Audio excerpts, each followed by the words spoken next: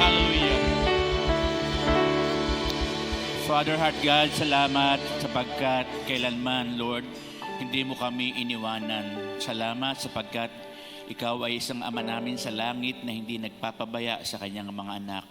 Pinupuri ka namin, Panginoon, na sa araw na ito. Alam namin, Lord, na ika'y patuloy nakikilos sa aming kalagitnaan. Hindi mo kami bibiguin sa araw na ito sapagkat bawat araw, Panginoon, ay mayroon kang nahandang kaloob para sa iyong mga anak. Ang kami, Panginoon, ay maging sapat sa lahat ng pangangailangan sapagkat ikaw ang aming Ama na kumakatugon sa lahat ng aming pangangailangan. Lord, salamat sapagkat dinala mo ang panyapak ng bawat isa at iingatan mo maging ang aming mga mahal sa buhay na sandali naming iniwanan.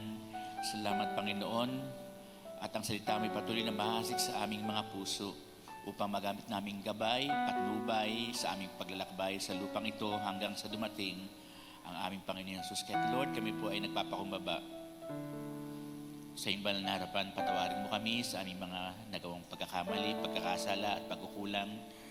Patawarin mo kami, Panginoon, at linisin ang dugo ni Jesus. At salamat, Lord, sapagkat tapat at banal upang kami ay patawarin, sapagkat, Lord, ikaw ang ginawang katwiran para po sa amin.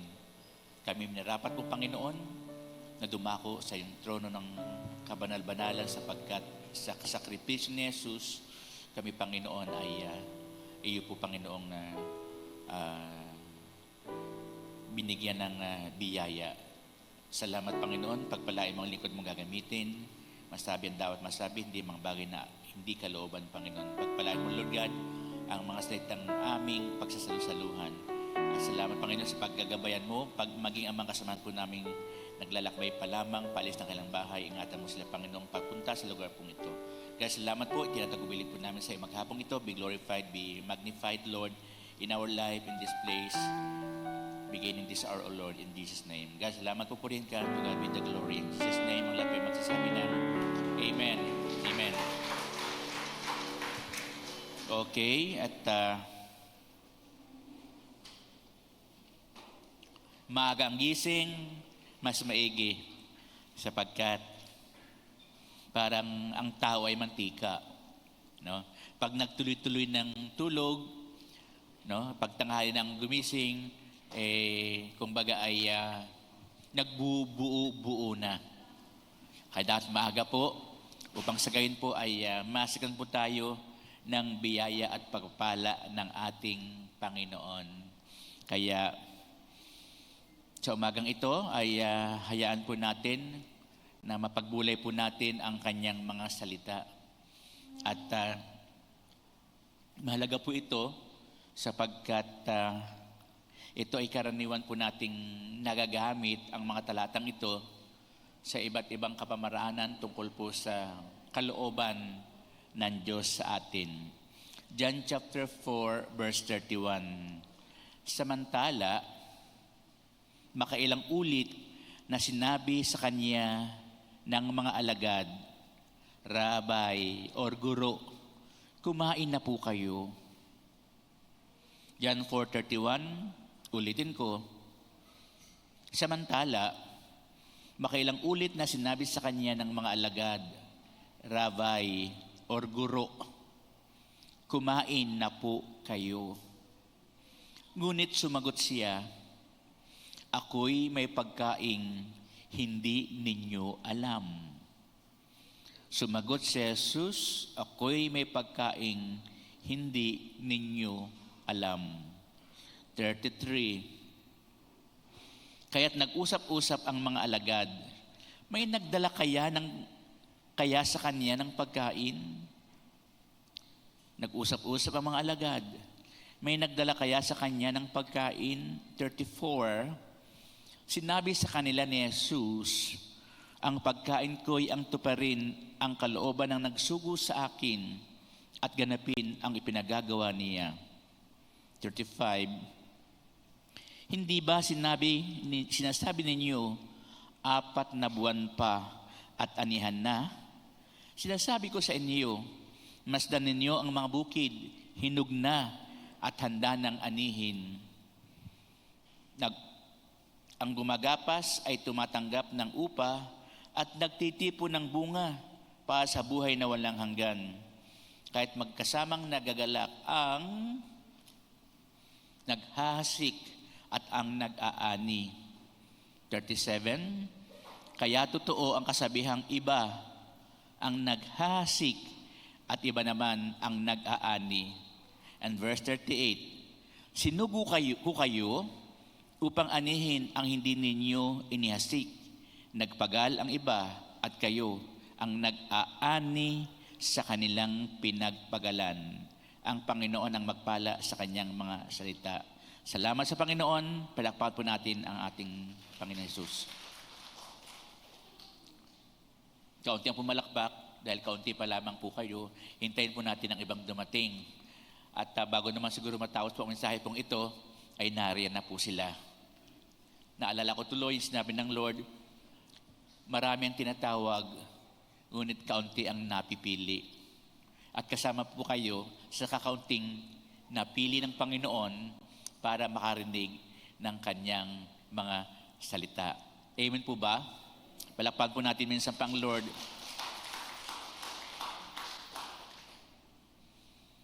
Ang title po na ating pong pagbubulay-bulayan, The Food of Jesus. Ang pagkain ni Jesus. Ano po ba ang tatlong napakahalagang bagay na kailangan ng tao upang siya ay mabuhay? Ito ay mga kailangan po natin sapagat kung wala nito, no, mabibingit tayo sa kamatayan. Mawawala tayo sa mundong ito sapag kailangan po natin ang tatlong bagay na mahalagang ito. Una ho ay hangin. Air. Hangin. Pangalawa ay palagay nyo? Tubig. Tubig na inumin. Para mabuhay, kailangan ng hangin. Para mabuhay, kailangan po ng tubig. At pangatlo ay pagkain. Pagkain. No? Physical food, no? Sa lahat ng tao, and spiritual food para po sa kanyang kaligtasan ng kanyang kaluluwa. Sabi nga po natin, pagkain. Pakita mo ang katabi mo, kumain ka na ba? Ngunit hindi po tayo nabubuhay para kumain. Kumakain tayo para mabuhay. No? Kaya, ang mga alagad ng Panginoong Jesus, ang kanilang isipan po ay punong-puno ng alalahanin. Ang mga alagad kasama ni Jesus, sila po ay kagagaling lang doon sa lugar kung saan may balon. Nakikipag-usap si Jesus sa isang babaeng Samaritana na nag-iigib sa balon na yun ni Jacob. At dumaan si Jesus, sinabi niya, pwede bang makainom? At sa kanilang pag-uusap po, ay nakita ng babae na ang humihingi pala sa kanya ng tubig ay hindi pangkaraniwang nilang o tao na nakakaalam ng kanyang buhay. Isa siyang makasalanan na nangangailangan po ng inuming spiritual na tubig upang hindi na siya mauhaw. Kasi may hinahanap siya, kaya nakalimang asawa na po siya. May hinahanap siya sa buhay. Katulad ng tubig na hinahanap ng usa kapag siya po ay nauuhaw. Ang babae pong ito ay naghahanap ng kaligayahan that will satisfy her life, her soul, her spirit, na kukumpleto ng kanyang buhay. At itinuro ng Panginoon Jesus kung ano ang makapagbibigay sa kanya ng kakontentuhan, ang tubig na nagbibigay ng buhay. Si Jesus na kinakailangan niya upang siya ay mabuhay. Kaya sabi ng babae, Panginoon, Guro, sa buma matatagpo ang tubig na yan upang hindi na ako mauho kailan pa man. Tinuro ng Panginoon Jesus ng tubig na ito ay galing sa Panginoon Diyos na dadaloy sa kaibaturan ng puso ng taong mananalig po sa Kanya. Kaya hininga, Kaya ang hininga po ng babaeng ito, panay problema, hinaing sa buhay. Ang kanyang lumalabas na hininga niya, hininga ng pangailangan, ano? Hininga ng reklamo, hininga ng kung ano man ang kanyang naisin. Tinuro ng Panginoon sa kanya, tubig kailangan mo, pananampalataya sa Panginoon Diyos, no, upang mabago ang kanyang buhay. At natapos po doon ang kanila pong pag-uusap at sila po, ang mga alagad ay pumunta na sa isang dako at doon po naman kasama ng mga alagad na nakaranas din po ng tubig na bigay ng Panginoon Jesus, tubig na espiritual. Ang iniisip naman ngayon ng mga alagad ay pagkain. Kaya sinabi ng mga alagad, Rabay, Guro, kumain na po kayo. Ito po ang nasa isipan ng mga alagad niya. Marahil ay maghapon na po silang nangangaral, nagtuturo sa mga tao, dumadako sa iba't ibang lugar para po magturo tungkol ng salita ng Panginoon. Kaya nakita ng mga alagad, lampas na sa panahon, sa oras upang sila po ay kumain. Kaya sinabi ng mga alagad, Rabay, Guro, Rabay or Guro, kumain na po kayo. Ang iniisip po ng mga alagad na ito ay ang pagkaing kailangan po ng tao, pagkaing kailangan po ng mga pagod, pagkaing kinakailangan po ng mga may sakit, pagkaing kinakailangan po ng mga wala ng lakas upang manauli ang kalakasan niya, pisikal at spiritual, upang magpatuloy po sa buhay na nais sa Kanya ng ating Panginoon. At dito po, samantalang ang mga alagad po ay abala sa kanilang pagkain, pagsasalo-salo, pagpapasahan ng mga ketchup at mga toyo at mga patis, itinuro naman ng Panginoon sa kanila ang kakaibang pagkain, kakaibang pagkain na kinakailangan ng tao. Ito nga po sa binasa po natin, verses 34 to 38. Ang sabi po ng verse 34, Jesus said to them, My food is to do the will of Him who sent me and to finish His work. Tuparin ang kalooban ng Diyos at ganapin ang ipinagagawa niya. Ito ang pagkaing hindi alam ng mga alagad.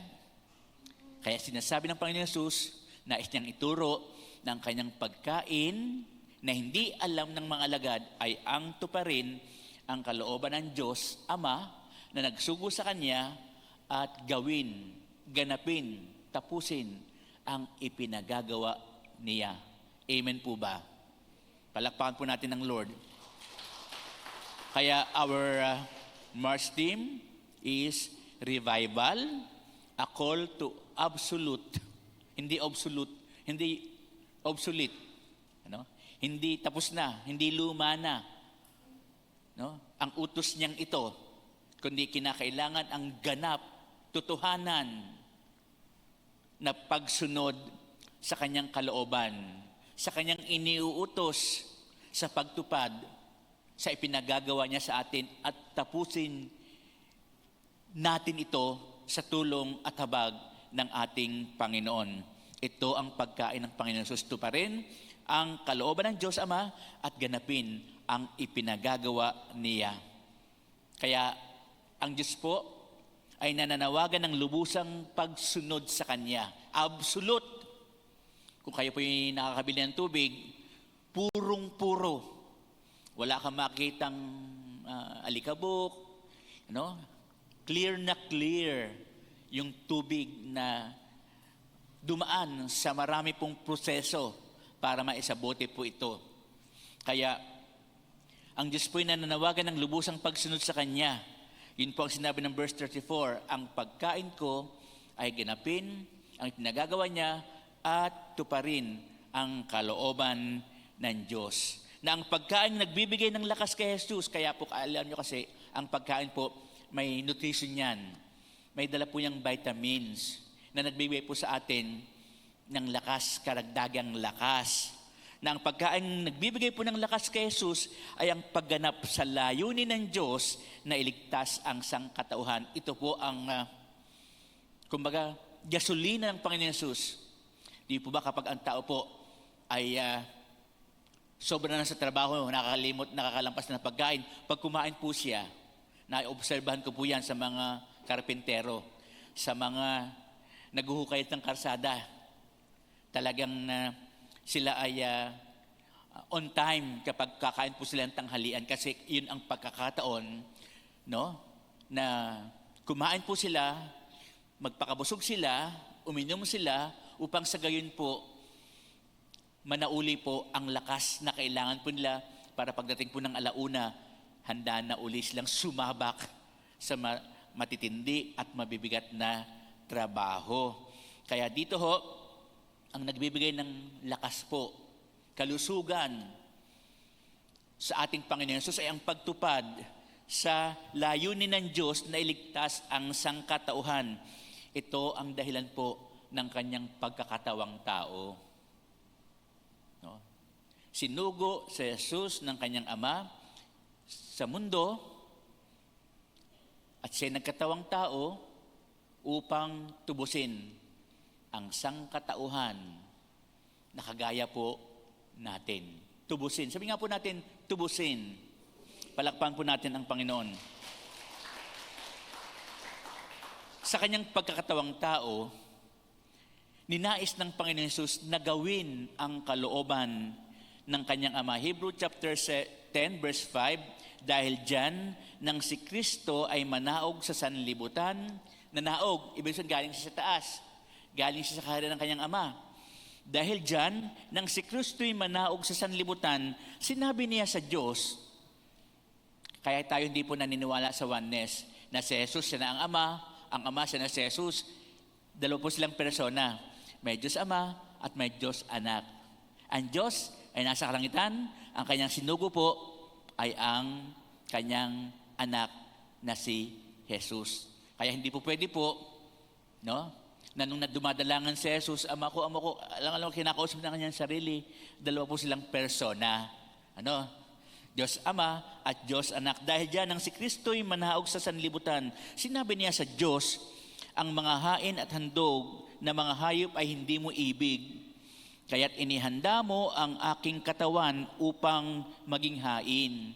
Hindi po kambing, usa, baka, o mga ibon ang nais ng Diyos ni handog ni Jesus, kundi ang kanyang katawan, ang kanyang buhay.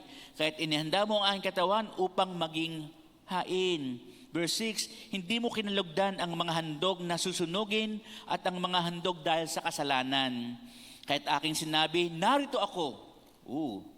Narito ako, O Diyos, upang tuparin ang iyong kalooban ayon sa nasusulat sa kasulatan tungkol sa akin. Sinabi na niya, hindi mo inibig na kinalugdan ang mga hain at handog na mga hayop, mga handog na susunugin, at mga handog dahil sa kasalanan, bagamat ito'y inihahandog ayon sa kautusan. Verse 9, sa kaniya sinabi, narito ako upang tuparin ang iyong kalooban. Inaalis ng Diyos ang unang handog at pinalitan ng handog ni Kristo. Ang mga Hudyo, mga sinaunang taong mga Israelita, dahil sa kanilang mga pagkakasala, magbibigay sila, maghahandog sila bilang handog sa saserdote at dadalhin ng saserdote ang handog na yun ng mga taong nagkasala dun po sa dakong kabanal-banalan, dun po sa dakong banal, yung dugo noon na mainhandog, yun ang pinaka pambayad sa kanilang kasalanan sa pamamagitan ng saserdote o pare o pastor, no? Nung una po yun, para pambayad ng kasalanan, handog ng mga hayop. Ngunit nang dumating si Jesus, siya ang naghandog ng kanyang sarili, nagbuhos ng kanyang dugo, para po sa lahat ng tao. Yan po ang paghahandog na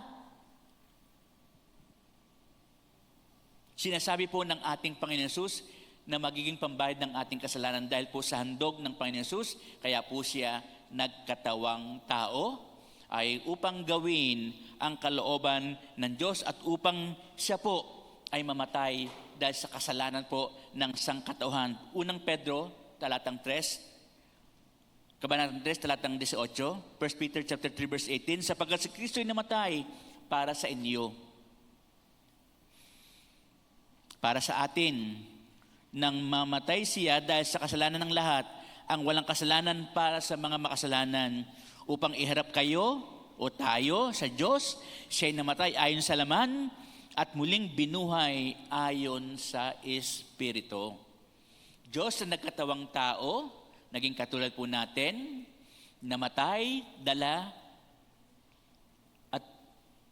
ang ating mga kasalanan bilang katubusan, at siya'y muling nabuhay, binuhay ng Espiritu Santo upang makilala po natin na sa ating mga kasalanan, hindi natin ito pwedeng bayaran. Wala tayong pwedeng ihandog para panagutin or para bayaran natin ang ating mga kasalanan, kundi ang sa ginawa ng ating Panginoon Hesus, yun ang makapagbibigay po sa atin ng kapatawaran. Kaya nga po, sabi nga, Romans chapter 1 verse 10, walang matuwid, wala kahit isa. Romans 3:10, walang matuwid, wala kahit isa. Nagkatawang tao ang ating Panginoon Hesus upang gawin ang kanyang kalooban, ang kalooban ng Amang sumasalangit, upang bayaran tayo sa ating mga kasalanan, sa kasalanan ng mga tao, sa kasalukuyan at sa darating pa na mabubuhay at magkakasala. At nagkatawang tao ang ating Panginoon Hesus upang maging halimbawa siya para po sa atin. 1 Peter chapter 2 verse 21, ang pagtitiis ng hirap ay bahagi ng pagkahirang sa inyo ng Diyos, sapagkat nang si Kristo ay magtiis para sa inyo, binigyan niya kayo ng halimbawang dapat tularan. Kaya kung kayo po ay naghihirap, nagtitiis, nabibigatan sa inyong mga pasanin sa buhay, may ginawang halimbawa sa atin ang Panginoon Hesus, na siya po ang tutulong po sa atin. Verse 22, hindi siya gumawa ng anumang kasalanan o nagsinungaling kailanman. Nang siya'y alipustain, hindi siya gumanti. Nang siya'y pahirapan, hindi siya nagbanta. Nanalig siya sa Diyos na makatarungan. Ginawang matuwid para po sa atin si Jesus upang sa pagbabayad niya ng ating mga kasalanan, kapag tayo humingi ng kapatawaran sa Kanya, ang nakikita ng Diyos Ama sa Kanya ay ang katuwiran ng Panginoon Hesus na tayo po'y Kanyang tinubos upang gawin ang kalooban ng Ama. Tayo po ay bayaran sa ating mga kasalanan, mamatay siya para po sa kasalanan ng sanlibutan at maging halimbawa po para po sa atin na lahat ng Kanyang itinuro, lahat ng Kanyang ipinag-uutos ay kinakailangan po nating gawin. Nauna na nga po yung Kanyang paghahandog ng Kanyang buhay, kinakailangan din namang ihandog natin ang ating buhay sa pagsunod, sa paglilingkod at pagkilala po natin sa Kanya with absolute obedience. Palakpakan po natin ang Lord. Tayo pong lahat ay may kanya-kanyang paboritong pagkain. Agad-agad may isip nyo, adobo. Yan man ay adobong baboy, manok, adobong sitaw. May adobong sitaw, adobong gulay. Masarap din po yun. No? May kanya-kanya po tayong paboritong pagkain. No? At meron din naman po tayong mga gustong-gustong ginagawa sa buhay natin. Gustong-gustong gawin na mamasyal na mamasyal. Love na love gawin. Gustong-gustong laging nakikipag-text, nagfe-Facebook, mga gawain na gustong-gusto at hindi makalimutang ginagawa, enjoy na enjoy. Ngunit ano po ba, ang gustong-gustong gawin, iniibig ng Panginoon Hesus na gawin. What was Jesus' love to do? Ang sabi ng verse 32, sinabi ni Jesus sa kanyang mga alagad, I have food to eat of which you do not know. Meron akong pagkain na hindi ninyo alam. Sabi ng mga alagad, kumain na kayo, Panginoon, Guro. And dami niyang ginagawa. Hindi niya inuna ang pagkain. Hindi muna siya nag-almusal. Hindi muna siya nagtanghalian. Tuloy-tuloy ang kanyang ginagawa. Sabi ni Jesus, may pagkain akong hindi ninyo nalalaman. At atin pong alamin, ang pagkain ni Jesus, the food of Jesus, the food Jesus loves. Yung kanyang iniibig gawin, kainin. The work Jesus loves to do, ang mga gawain gustong-gusto niyang gawin. The work of love, ito para po sa kanya. Ginagawa niya dahil mahal niya ang gusto niyang gawin. Mahal niya, ang kanyang ginagawa. Ito yung tinatawag na kapag ikaw ay nagluto ng napakasarap na pagkain, ginastusan mo, binantayan mo talaga para hindi masunog, tamang-tamang timpla, masarap. Ang tawag po dyan ay labor of love. The food of Jesus, the food that Jesus loves, the work that Jesus loved to do, ito po ang atin pong pagbubulay-bulayan. Ang gustong-gustong gawin ni Jesus at sana po gustuhin din po natin. Kaya nga sabi po na isang commercial, love ko to. Hamburger sa umaga, hamburger sa hapon, hamburger sa gabi, chicken joy sa kahit ano, nakasawa rin naman yan. Pero pag love mo yung kinakain mo, kahit mahal, kahit araw-araw, hindi ka magsasawa. At ito, ang kailangan po nating gawin bilang pagsunod po sa Kanya. Ano po ba ang buhay sa bagong tipan? What is the kind of life during the the New Testament times? Ang buhay sa panahon po, paano ang pamumuhay sa panahon ng bagong tipan? Ano ang kanilang pagkain? Sa palagay nyo, anong kanilang kinakain? Ang mga tao ay kumakain po ng gatas at keso. Milk and cheese. Gatas at keso ang kanilang kinakain po, karaniwan. Andyan din po yung ubas. Igos or figs. Ito po ay isang puno po siya na kalimitan, binabanggit ni Jesus bilang halimbawa sa kanyang pangaral. Puno ng igos. Ito po isang klase ng punong kahoy na ang unang lumalabas sa punong yun ay bunga. Pag namumunga na po ang puno ng igos, na agad siya? Prutas. Pag namumunga na po siya, in several months, 3 months, saka po pa lamang po dadating yung mga dahon. Unti-unti pong nagdadahon na ang punong yun, pero nauna po yung bunga. Karaniwang Pebrero po namumunga ang puno ng igos. At habang dumadami po yung mga puno, in 6 months, yung bunga naman ay nahihinog. Sa ating prutas, ano yung tawag doon? Alam mo yung prutas na yun? Sinasawsaw sa asin. Siniguelas. Di ba? Para siyang siniguelas sa puno natin. Nauna yung bunga, di ba? Nakakita na ba kayo siniguelas? Yung paborito ng asin. Ang nauna po yung bunga. At habang ang namumunga po siya, dumadating naman po yung mga dahon. At habang parami po yung dahon, nababalutan na yung mga sanga ng puno, nahihinog naman po yung mga bungang yon na parang siniguelas. Doon pa lamang po pwedeng kainin yung puno na namumunga ng igos. Kaya, ubas, igos, ulibo, ito'y ginagamit pong langis at ang bunga po niyan ay kinakain din naman.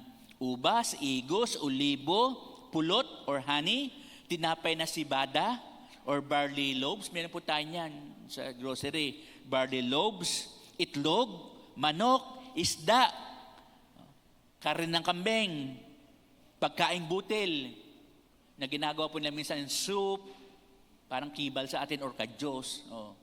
O kaya naman ginagawa nilang tinapay kapag giniling, pagkaing butilyan, munggo, pipino, at sibuyas, kinakain po nila po yan. Ito po ang pamumuhay nila sa lumang tipan. May pagkain po silang, katulad din naman, noon ang kinakain natin sa kasalukuyan. Ang unang-unang pagkain nila sa araw, o tinatawag na almusal, ay karaniwang almusal po nila ay tinapay at keso. Tinapay at keso. Almusal. Sa bandang hapon, kung minsan ang pamilya po nila ay nagsasalo-salo sa magaan na pagkain or light meal. Hindi mabigat sa kanilang tiyan. Meron pa rin silang tinapay na pinakatampok sa kanilang hapagkainan. Lagi may tinapay. Kumbaga para po sa atin, lagi tayo may rice. Sa bandang hapon, kumakain po sila, light lang, sama-sama po sila. Meron silang tinapay doon. At sa bandang gabi naman po, ang mga tao ay may malaking salo-salong ginaganap. Malaking salo-salo. Para po sa atin po, no? Yung tanghalian natin ang napaka-heavy o kaya almusal. At sa gabi, konti lang ating kinakain. Pero sa mga Israelita, doon sila kumakain ng mabigat. Large meal ang tawag po doon, malaking salo-salo. Na ang karaniwan po nilang kinakain, tinapay pa rin. Pero may kasama na pong isda, prutas, at mga gulay. Yun po pagiging heavy food po nila, prutas, gulay, isda, at tinapay. Siguro marami pong isda, maraming gulay. Yung mga pangkaraniwang tao naman na medyo walang kakayanan sa buhay, ang mga karaniwang tao naman pa'y kumakain, ang kinakain lang po nila, nakakakain lang po sila ng karne kapag holidays. May special na okasyon. Kapag may kapistahan, na kinakailangan magpatay po sila ng mga hayop, magpatulo ng dugo, at yung kaunting karne, kinila pong kinakain, at yung ibang karamihan ay inihandog nila sa pambayad sa kanilang kasalanan. Kaya mga karaniwang tao, kapag may espesyal na okasyon lamang po. Yan po ang buhay sa lumang tipan ng mga Hudyo. Kaya ako binanggit po sa inyo, ang pagkain po nila ay ang physical na pagkain na kinakailangan po ng tao sa pang-araw-araw para sila ay lumakas, sumigla, at magkaroon po ng nutrition sa kanilang katawan. Pero sinabi nga po ni Jesus, ang kanyang pagkain, ay meron sa pagkain na hindi natin alam. Hindi ang mga ito na binanggit po natin, na kinakain sa almusal, sa hapunan, sa hapon, kundi kakaibang pagkain na nais ko pong ibahagi po sa inyo.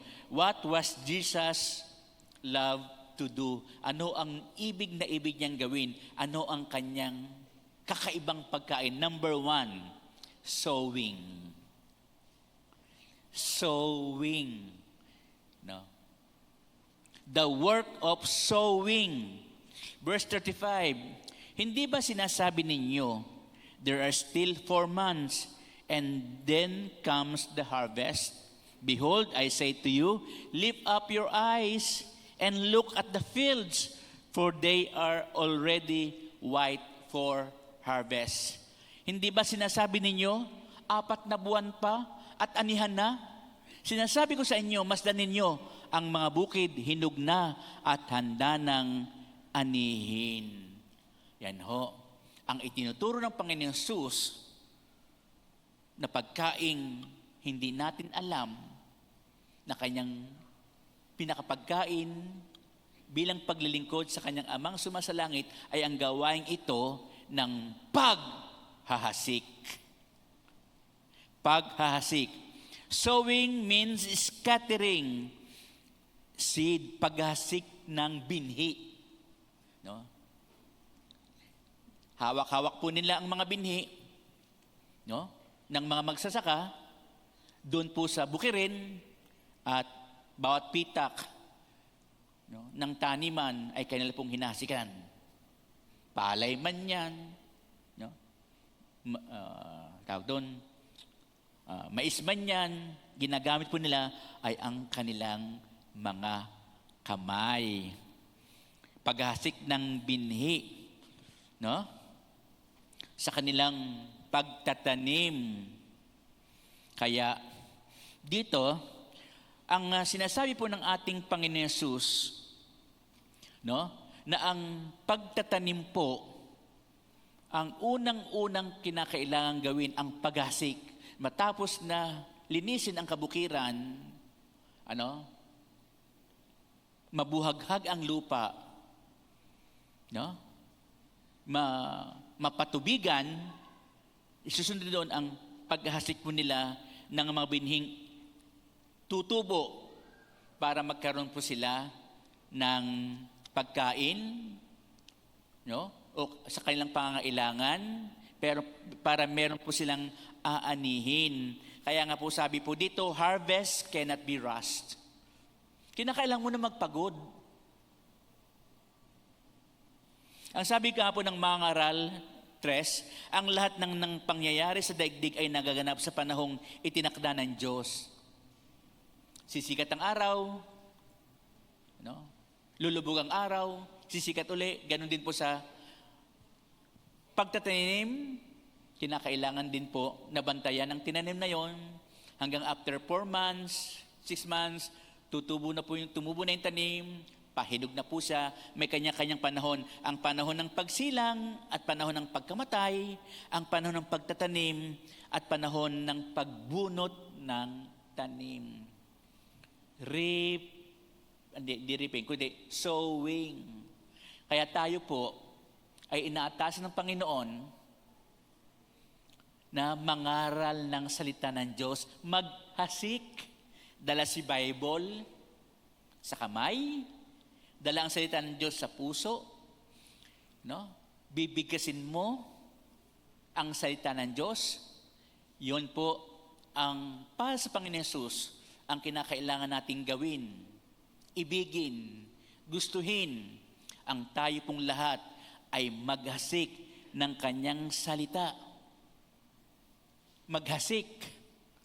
Isaiah chapter 55 verse 10, ang ulan at niebe, ang ulan at yelo, paglagpak sa lupa ay hindi na magbabalik, aagos na ito sa lupa, sa balat ng lupa at magiging pandilig, kaya may pagkait butil na panghasik. Kaya nabubuhay po yung mga butil na ating inihasik o itinanim, no? Kaya gaya ng ginagawa ng magsasaka ay sapagkat nagbibigay ng habog ang Panginoon. Nagpapaulan po siya. Kapag natuyo yung yelo, yun ang nagsisilbi pong pandilig sa mga itinanim upang ito ay tumubo. Gayon din naman po, kinakailangan tayo po ay maghasik ng salita ng Diyos para ang kanyang salita na magbibigay ng kalakasan sa tao at kaligtasan ay tumubo rin po sa kanilang mga puso sa pamamagitan ng kanilang pananampalataya. Kinakailangan tayong magsalita. Kinakailangan pong dalahin po natin ang mabuting balita sa ating mga kaibigan, sa ating mga kakilala, sa lahat po ng dako. Ganyan din ang aking mga salita. Verse 11, Isaiah 55. Ganyan din ang aking mga salita. Magaganap nito ang lahat kong nasa. Paghasik ng magsasaka, di ba? Inaasahan niya, natutubo yon. Pag alam nga naman, hindi ka tutubo, hindi naman, hindi sayang pagod. Kaya sinasabi po, kapag dala natin salita ng Diyos, hayaan nating tumubo yon sa kanilang mga puso, no? Gisingin sila ng Panginoon upang makilala po nila ang Diyos sa kanilang mga buhay. Kaya nga po, tuloy-tuloy lang paghasik, tuloy-tuloy lang po ang pangaral ng salita ng Diyos tungkol sa mabuting balita. Kaya nga yung taninhagan ng maghasik, may natanim sa batuhan, may natanim sa dawagan, may natanim sa tabi ng daan, may natanim doon sa mabuting lupa. Tuloy-tuloy lang paghasik, pakinggan man nila o hindi, tanggapin ka man o hindi. Sabihin pa rin ang mabuting balita tungkol sa kaligtasan, tungkol sa ating Panginoong Hesus. Amen po ba? Upang yung mga hindi pa nakakakilala sa Panginoong Hesus ay magkaroon din po ng pananampalataya at maging bahagi po ng paghahari ng ating Panginoon. Kaya nga sabi dito sa Matthew chapter 13, verse 37, ang anak ng tao ang naghahasik ng mabuting binhi. Siya yung sinasabi niya, itinuturo niya na talinhaga ng maghasik. Siya yung nagtatanim sa ating mga puso kapag po tayo ay nagsasalita na, ang Panginoon Jesus naman ang magpapatubo noon sa puso po ng bawat isa. Palakpakan po natin ng Lord. Kaya maghasik, hindi ng lagim, hindi maghasik ng kalat, kundi maghasik po ng kabutihan sa kanyang kapwa sa pamamagitan po ng paghahayag ng mabuting balita. In Job chapter 4 verse 1, sinabi ni Eliphaz na Temanita, si Job po may tatlong kaibigan niya, isa po dito si Eliphaz. Sabi niya, ang nalalaman ko, yaong gumawa ng kalikuan at naghasik ng kasamaan, ang ani ay kasamaan. Napakaraming tao po ang wala pang pagkakilala sa Panginoon. Ang kaisipan po ay panay panlalamang sa kapwa.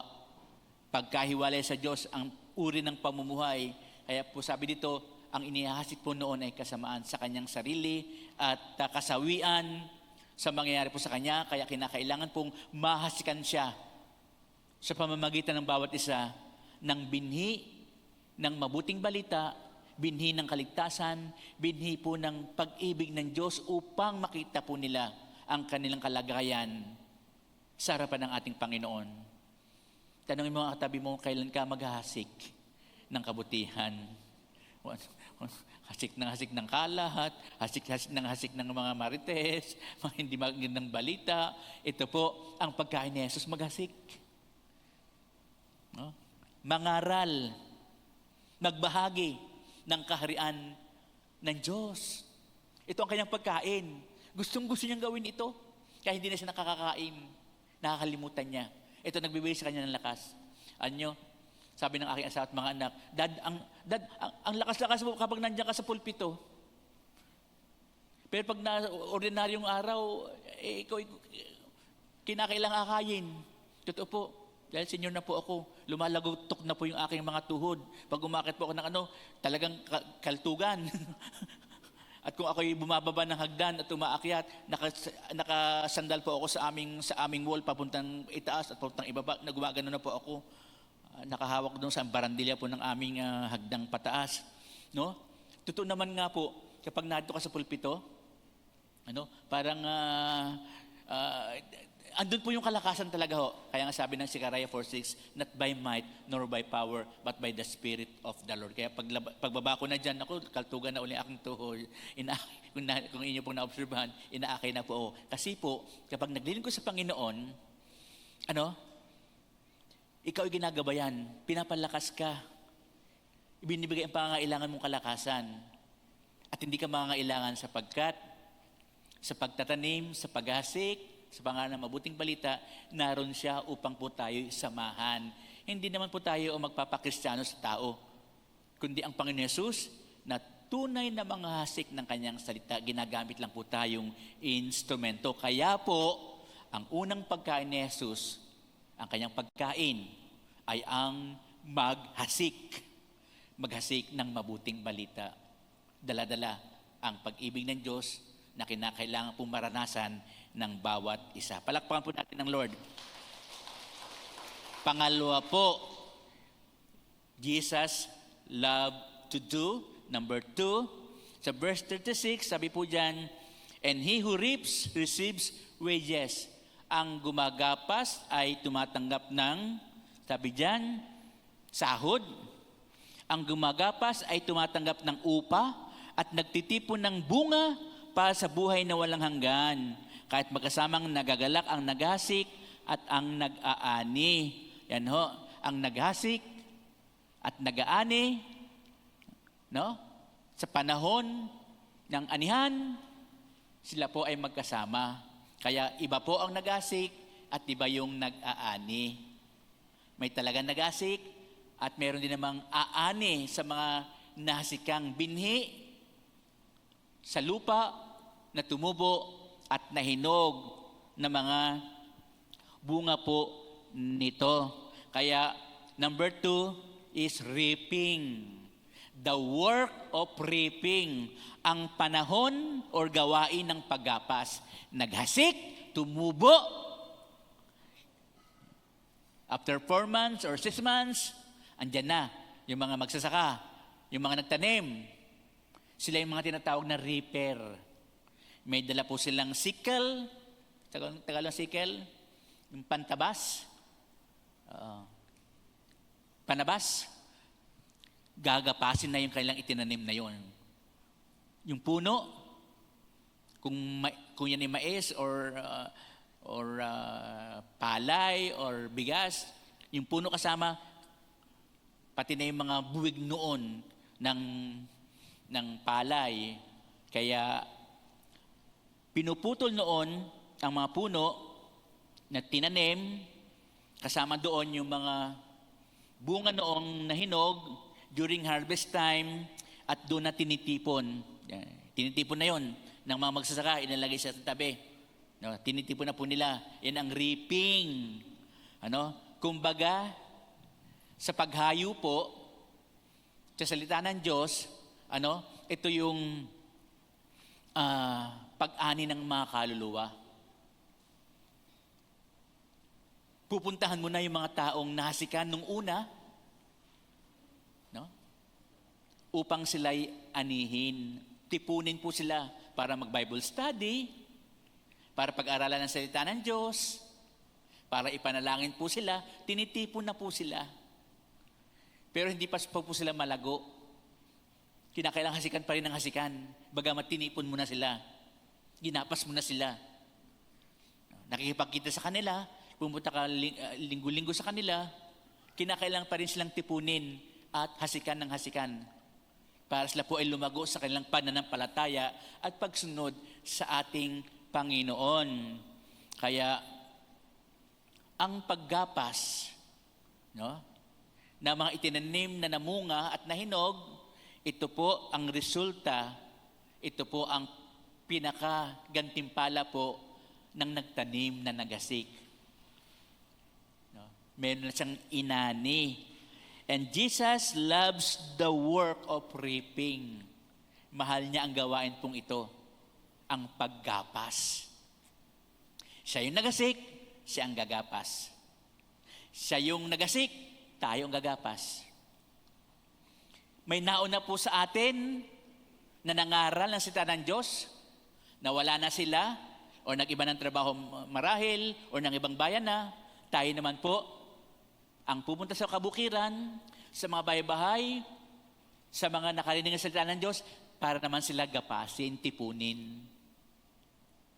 Iba ang nagtanim or nagasik, iba naman po ang aani. Pakita mo ang katabi mo, handa ka na bang mag-ani?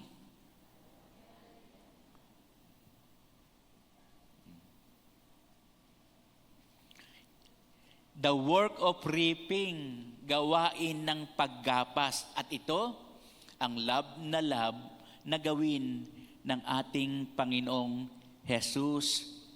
Kaya po yung pag-asik, sa pagitan po ng pag-asik at ng paggapas, para anihin na ang mga bungang nahinog, in between reaping and sowing, sa pagitan po ng paghasik at paggapas, kinakailangan po ang tiyaga. Paghihintay, pagtiyagang bantayan, yung kabukiran, kung lumalago na, kung may patubig pa, kung may makulisap, o kung may mga golden kuhol nang sumisira ng kailang pananim, kinakailangan bantayan. Yung iba naman po, dahil namumunga na, sumusuloy na yung mga butil-butil na itinanim po nila, dumadating na po yung mga ibon, mga maya, mga kalapate, at uunahan yung mga magsasaka sa kanilang mga itinanim. Kaya ang gagawin po, nagtatayo sila ng patakot. Panakot, mukhang tao na binihisan, Gagawa sila ng yung dayami, mukhang korting tao. Ang tawag po doon ay scarecrow, panakot. Nakakita na ba kayo noon? Minsan nga mamasla kayo sa bukid. Marami pa ng bukid po dito sa atin sa Lipa. Oh, mga panakot, mukhang tao, may sombrero pa. Kaya pag humangin, gagalaw-galaw yung kamay nung dayaming mukhang tao, no? Magtatakbuhan na o lilipad na yung mga ibon, no? Na sisira po doon po sa kailang pananim. Kaya po, no?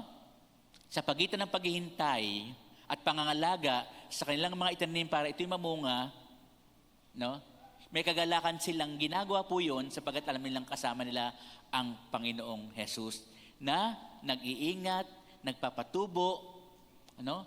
At magbibigay sa kanilang ganipala dahil lang po sa kanilang ginawa. Kaya magkasama po dito sa verse 37, kaya totoo ang kasabihang iba ang naghasik at iba naman ang nag-aani. At sa panahon ng pag-aani, pareho po silang, no, nagagalak. Palakpakan po natin ang Lord. Psalms 126 verse, matagal na pala ako, no? Kung paanong inuulan niyo ang mga tuyong bate sa sariling bayan namin, kami Yahweh ay balik, silang mga nagbubukid at nagtatanim na may luha. Bayaan mo na mag-aning masaya at natutuwa, yung mga nagsisihayong dalay binhi at nananangis ay aawit na may galak, dalay ani pagbalik. Biruin mo, nililinis ang bukid, pawis na pawis ang mga magsasaka, no? Bago taniman yan, dilinisin yung kabukirang ikta-ektarya, no? Ang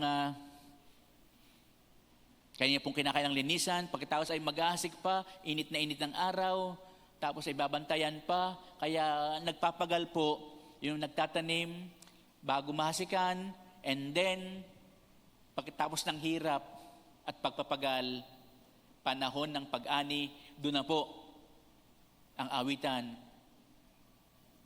Magtanim ay di biro, ay pagpala naghasik, ano? Magtanim ay di biro, maghapong nakayuko, na. Yan ho. Pero pag anihan na, talaga may awitan pa, musika, haranahan, sapagkat panahon yun ng kagalakan, panahon ng kanilang paggapas at pag-aani ng kanilang pinagpaguran. And Leviticus chapter 19 verse 9, kung mag-aani kayo sa inyong bukirin, ititira ninyo ang nasa gilid at huwag na ninyong babalikan ang inyong naanihan. Huwag ninyong pipitasing lahat ang bunga ng ubasan, ni pupulutin man ang mga nalaglag, bayaan na ninyo iyon sa mahirap at sa mga dayuhan. Ako si Yahweh ang inyong Diyos. Yun naman pala. Magtira ka ng konti. Yung mga nalaglag, huwag mo nang pulutin. Yung mga nasa gilid-gilid, hayaan mo na yun para sa mga nangangailangan, para sa naghahanap ng kanilang pagkain, sa walang bukirin, no? Sa mga gutom, sa mga naghihikahos, no? Na kapag tayo umaani, nagagalak tayo, pero yung hindi makaani, bigyan po sila, bahaginan po sila. Okay? Kaya kawikaan, ano Tagalog kawikaan? Proverbs chapter 11 verse 17, ang taong mabait ay nag-iimpok ng kabuhayan or kabutihan, ngunit winawasak ng marahas ang sarili niyang buhay. Anuman ang anihin ng masama ay walang kabuluhan, ngunit ang gawang mabuti ay may biyayang taglay. Ang pagkain ni Jesus ay gumapas. Ibig sabihin, tayo. Kinakailangan umalis tayo, lumabas tayo ng church, ng ating mga tahanan, para puntahan yung mga tao. At sila po ay dalhin sa Panginoon, dalahin sa Bible study, dalahin sa pagsimba, dalahin sa pagkakilala ng sa ating Panginoon. Gumapas na. Dala ang Bible. Dala ang salita po ng ating Panginoon. This is the work of reaping. May nauna na nagasik. Nangaral sa salita ng Diyos. Kinakailangan na lang natin silang gapasin or anihin at tipunin. Kayong mga narito, magkaroon ng Bible study sa inyo, kahit 5 po kayo as a family, group of family, magkaroon po ng gawain po sa inyo. Panahon na pong gapasin, na hindi lang po kayo ang dapat born again nakakilala sa Panginoon para maligtas. Kinakailangan din pong makakilala at maligtas at matuto at lumago ang ating mga mahal sa buhay. Hindi lang pamilya nyo, kundi kabarangay nyo, kakilala po ninyo. Number 1, Jesus loved to do the work of sowing. Number 2, the work of reaping, pagapas. At pangatlo,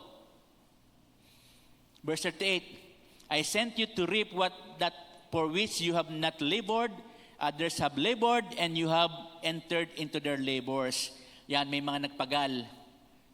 At may mga nag-ani naman. Sinugo kayo upang anihin ang hindi niyo inihasik.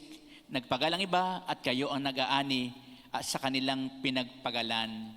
Kasi kung ikaw ang naghasik, nag-iisa ka, pwede kasi mag-asawa. May-ari ng lupa, napakalawak ng lupain na kinakailangang taniman. Kung kayo lang dalawa, pwede. Pero kapag anihan na, hindi nyo kaya yon. Kaya nagtatawag ng kabarangay. Mga kaibigan, yung mga walang lupa,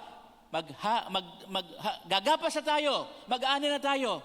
Kaya tuwang-tuwa po yung mga taong kabahagi po sa paggapas. Sa pag-aani. Kaya ito dito, the work of harvesting. Gawain po ito ng pag-aani. Ito ang gustong-gustong gawin ng Panginoon Jesus. The work of harvesting. Pag-aani po ito. Or in-gathering, pagtitipon. Kapag naitaktak na ang mga palay, nakuha na yung mga mais sa mga buwig, tinitipon ito bilang pinakaani na po. Ilalagay sa banga, sa malaking tampipi, bang tawag doon, sa mga bayong, ilalagay sa kamalig, yun ang mga pinag-anihan. The work of harvesting, pag-aani, pagtitipon ng mga inani, the time when the crops are ripe. Panahon na, ang mga bunga ay hinog na, ginapas na, dinala na sa kamalig upang kainin or ipagbili o kaya naman po ay gilingin. Kaya dito, tayo ay ginagawa po ng Panginoon Jesus na kanyang mga kamanggagawa. Tagagapas, tagaani, tagahasik. In Matthew chapter 9 verse 35, nilibot ni Jesus ang mga bayan at nayon at nagturo sa mga sinagoga. Ipinangaral niya ang mabuting balita patungkol sa paghahari ng Diyos at pinagaling ang mga may sakit anuman ang kanilang karamdaman. Ito makita po natin dito na sinasabi ng Panginoon Jesus na idalangin ninyo, verse 38, idalangin ninyo ang may-ari ng anihin na magpadala siya ng mga manggagawa sa kanyang anihin.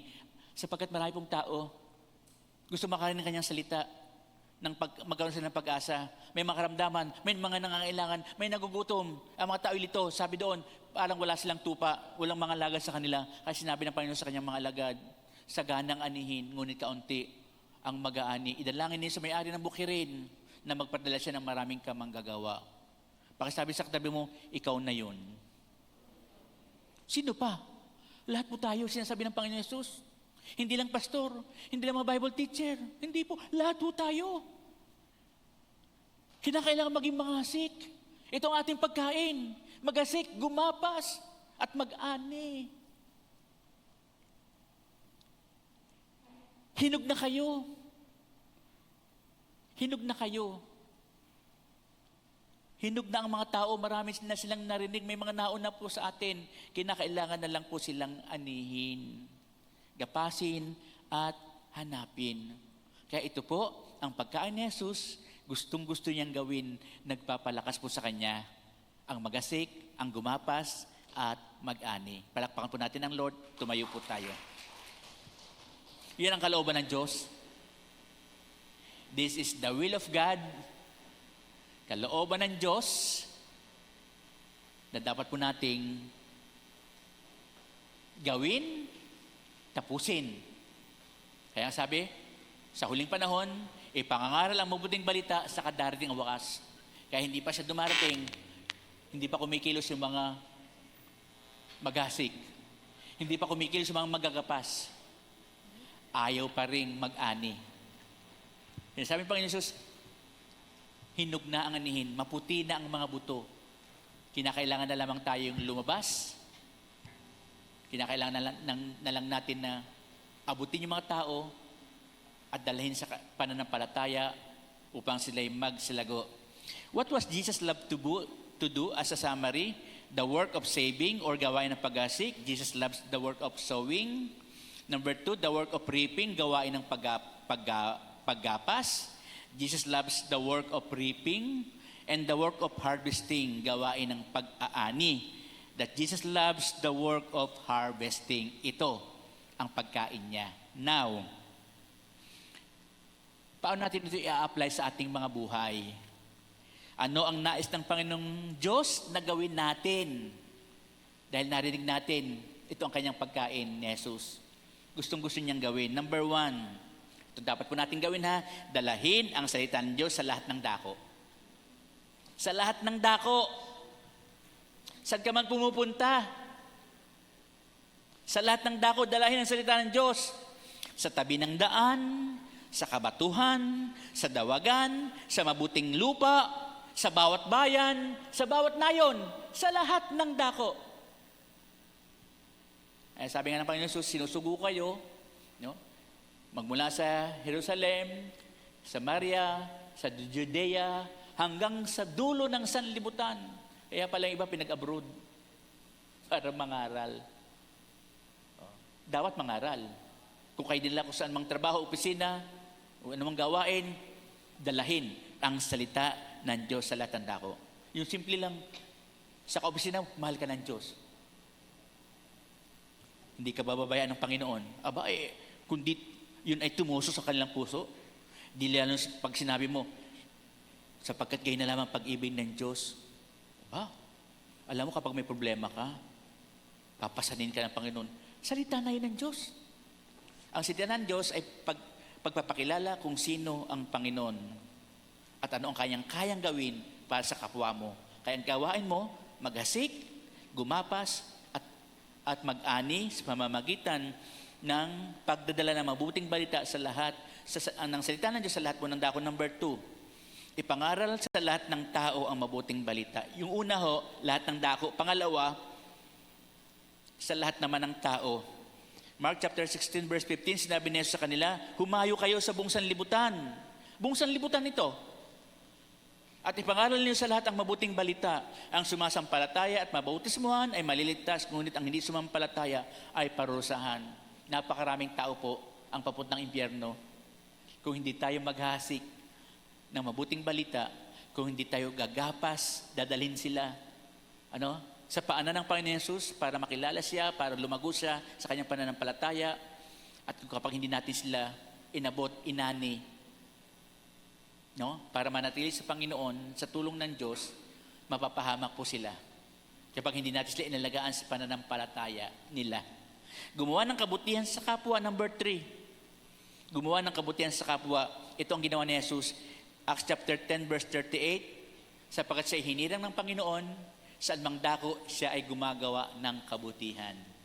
Ang paghasik, ang pangangaral, ang pagdadala ng mabuting balita, ang paggapas po nito, at pag-aani ay isang mabuting gawain na kalugod-lugod sa harapan po ng ating Panginoon. Kaya po, dalahin ang salita ng Diyos sa lahat ng dako. Number 2, ipangaral sa lahat ng tao ang mabuting balita at gumawa ng kabutihan sa kanyang kapwa. In James chapter 2 verse 14 to 17, anong magagawa ng pananampalataya kung walang kasamang gawa?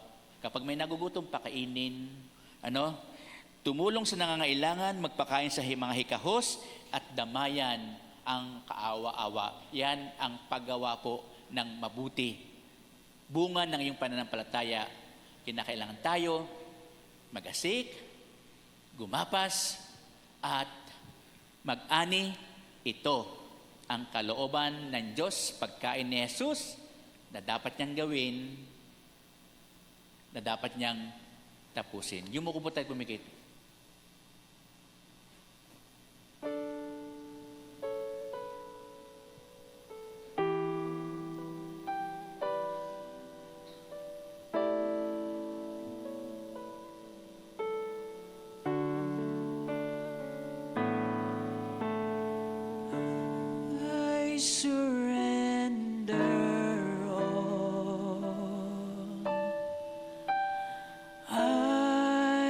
Surrender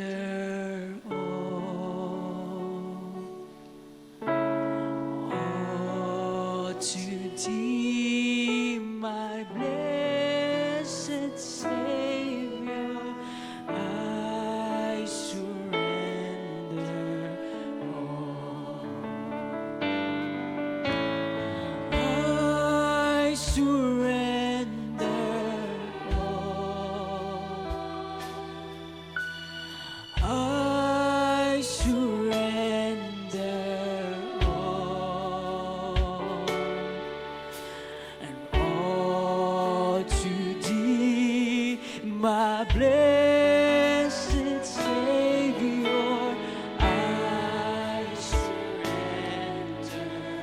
Alam niyo ho, narito kayo ngayon, nakakilala kay Jesus, naging Kristiyano, patuloy na nararanasan ang pag-ibig ng Diyos sapagkat may nagpagal, may umabot sa inyo, may nagtanim sa inyo, may gumapa sa inyo, may nag-ani sa inyo. Ito ang nais gawin ng Panginoon Jesus sa bawat isa po sa atin, maging mag-aani, maging maghasik, at maging tagagapas. Hindi kinakailangan po madami kang mga binhing itatanim. Kahit isang butil man lamang po may naitanim ka. Hindi maaaring hindi po yun tumubo, dumago, magbunga, at mahinog.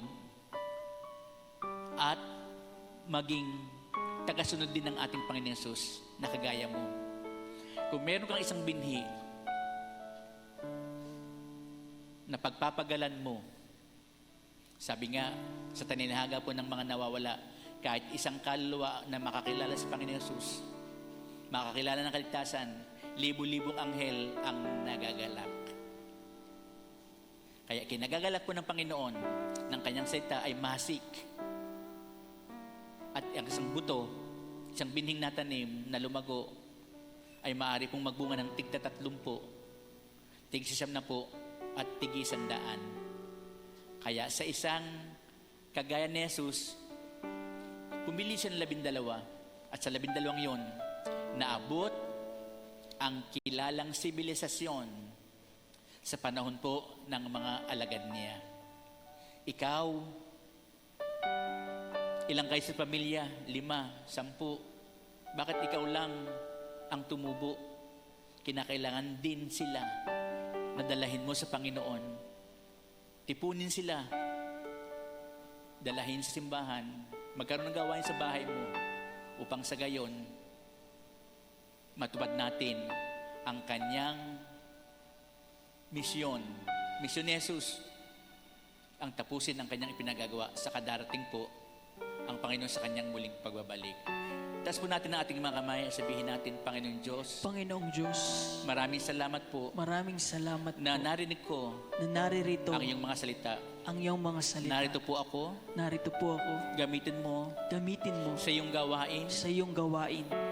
Tulungan mo po ako Tulungan mo po ako na maabot na maabot ang aking mga mahal sa buhay, ang aking mga mahal sa buhay, maibahagi may bahagi ang iyong mabuting balita. ang iyong mabuting balita.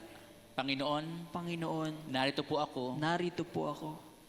Samahan mo po ako Samahan mo po ako na ganapin na hanapin ang iyong kalooban ang iyong kalooban at tapusin at tapusin ang ipinagagawa mo ang pinagagawa mo sa aking buhay. sa aking buhay. Salamat, Panginoon. Salamat, Panginoon. Pagharian mo ako Pagharian mo ako sa aking buhay. sa aking buhay. Hawakan mo po ako Hawakan mo po at dalahin mo ako at dalhin mo sa mga nangangailangan sa mga nangangailangan ng iyong kaligtasan. ng iyong kaligtasan. Salamat, Panginoon, Salamat, Panginoon, sa pangalan ni Jesus. sa pangalan ni Jesus. Amen. Amen. Panginoon, silang dumalangin at sumunod sa panalangin ginawa po namin. Lord, katukin mo ang kailang mga puso. Bigyan mo sila, Panginoon, ng mga burden or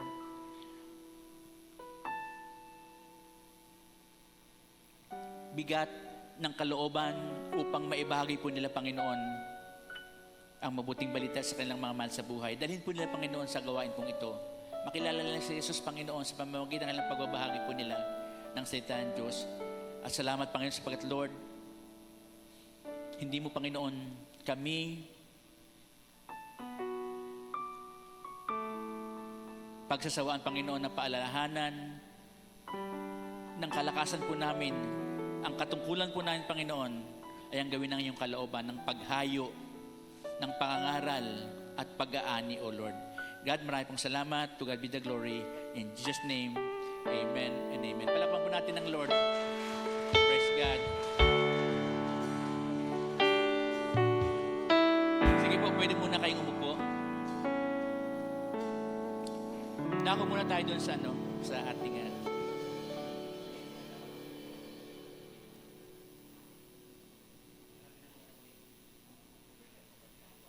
Sige, yung ating ano muna po, ating ano.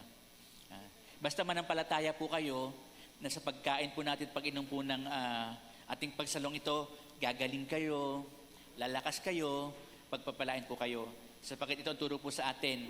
Maraming mga nanghina, namatay sapagkat hindi po nila pinahalagahan ang katawan at dugo ng ating Panginoon Jesus. Kaya kapag iinom kayo at pagkakain ng sarong ito, ng tinapay na ito, ano ipinapahayag ninyo ang kamatayan at muling pagkabuhay ni Jesus. Sa kamatayan niya, dinala ang ating karamdaman at mga kasalanan. Sa kanyang muling pagkabuhay, meron tayong buhay na walang hanggan sa pamamagitan ng ating pananampalataya at pagtitiwala sa ginawa po ng Panginoon Jesus sa krus ng Kalbaryo. Kaya para magawa po nating maging tagahasik, tagagapas at tagaani, kinakailangan pong sumasa atin po ang kapangyarihan ng Panginoon, ang kanyang presensya, ang kanyang pagsama. Iunat po natin ang ating mga kamay. Lord God, pagpalain ng Panginoon ang aming pagsasalon pong ito na nagsisilbi, Panginoong, larawan po sa amin at halimbawa at simbolo ng katawan at dugo ni Jesus. Lord, pagpalain mo po ang aming pagsasalong ito at nawa, Panginoon, patuloy pong sumaamin ang benepisyo po ng krus ng Kalbaryo. God, salamat po rin ka. To God be the glory. In Jesus' name,